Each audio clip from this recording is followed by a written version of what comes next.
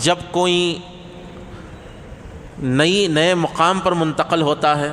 یا پھر کوئی نیا کام وہ شروع کرنے لگتا ہے یا پھر کسی نئی جگہ پر وہ جانا چاہتا ہے،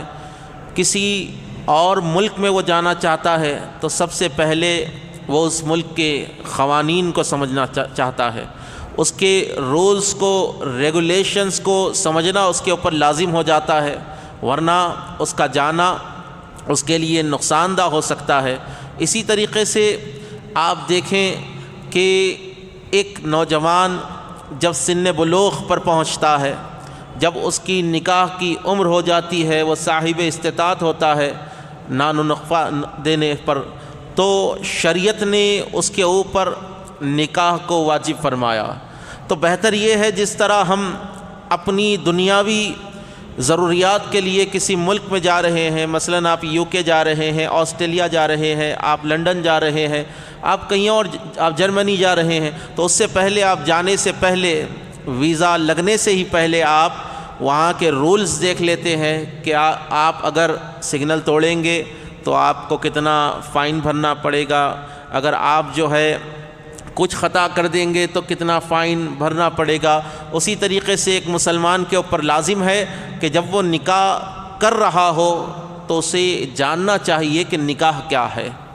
اس کو سمجھنا چاہیے کہ نکاح کیا ہے، نکاح کے بعد پیش آنے والے اعمال کیا ہے، طلاق کیا ہے، طلاق ثلاثہ کیا ہے، جی الفاظ صریح کیا ہے، کنایہ کیا ہے۔ الغرض آپ حضرات پچھلا جمعہ ماشاءاللہ بہترین طریقے سے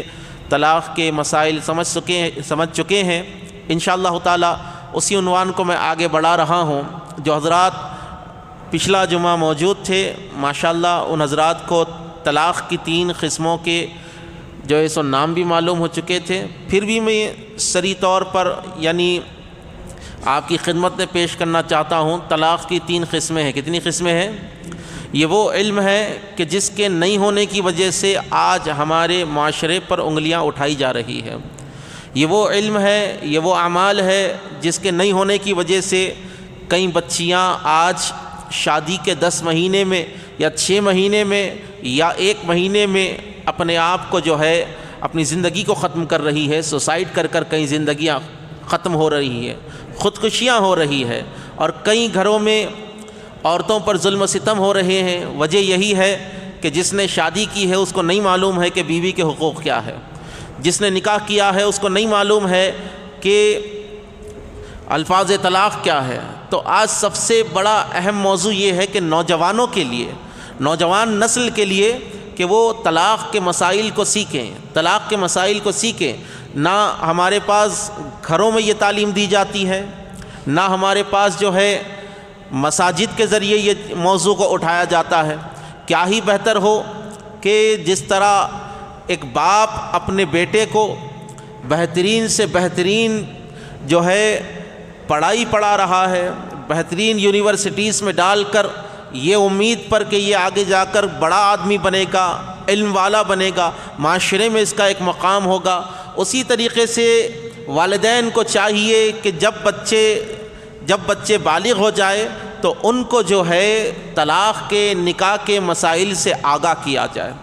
آگاہ نہیں کرنے کی صورت یہ ہو رہی ہے کہ آج ہمیں کورٹ کی سیڑھیاں چڑھنا پڑ رہا ہے۔ آگاہ نہیں ہونے کی وجہ سے ہم کو آج PS کی سیڑھیوں پر چڑھنا پڑ رہا ہے، وکیلوں سے رابطے کرنے پڑ رہے ہیں، اور کئی لوگوں کی حق تلفی ہو رہی ہے۔ یہ ایک مسئلہ نہیں ہے، کئی مسائل میں ہماری قوم آج پیچھے ہو چکی ہے۔ مسلمان قوم وہ ہے جس نے ساری دنیا کو انسانیت کا درس دیا ہے، جس نے ساری دنیا کو علم کا درس دیا ہے۔ آج وہی قوم کے حالات ایسے حالات ہے کہ انہیں نہ اپنے نبی کی خبر ہے، نہ انہیں نبی کی شریعت کی خبر ہے، نہ وہ دین کو سمجھ رہے ہیں۔ تو آج سب سے بڑا فتنہ یہ ہے، پہلے دور میں بڑے بڑے فتنے آئے جن کو علماء اہل سنت نے اپنی جوتیوں تلے رون دیا، لیکن اس دور کا فتنہ اگر کچھ ہے تو جہالت ہے۔ اس دور کا سب سے بڑا فتنہ کیا ہے بولیے؟ جہالت ہے۔ جہالت، لا علمی، شریعت سے لا علمی، اسلام سے لا علمی، والدین کے حقوق سے لا علمی، اولاد کے حقوق سے لا علمی،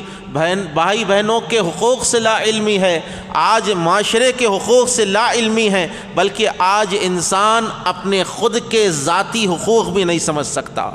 اس کے اوپر جو اللہ نے فرائض کو واجب کیا ہے وہ بھی وہ صحیح مکمل طریقے پر ادا نہیں کر